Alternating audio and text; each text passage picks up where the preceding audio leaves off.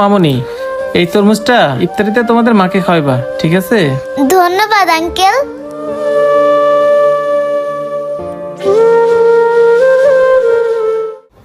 ভাই, এটা একটা কাম করলেন, এত দাম দিয়ে তরমুজ কিনা এই টোকাই দুইটারে দিয়া দিলেন। ভাই, আপনি কি আজকে রোজা রাখছেন?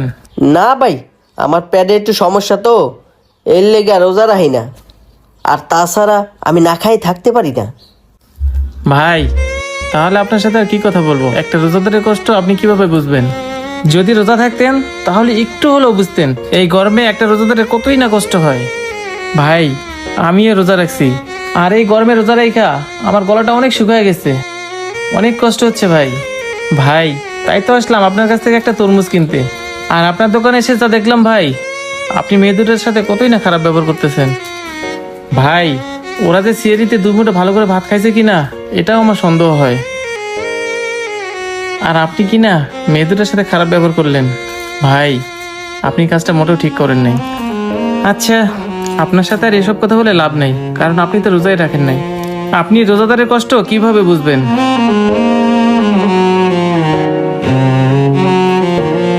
যাক ভাই, রোজা থেকে আর এত কথা বলতে ভালো লাগতেছে না, গলাটা আমার এমনিতেই অনেক শুকিয়ে গেছে।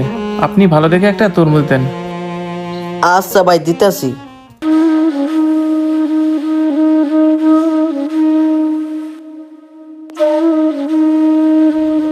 লন ভাই।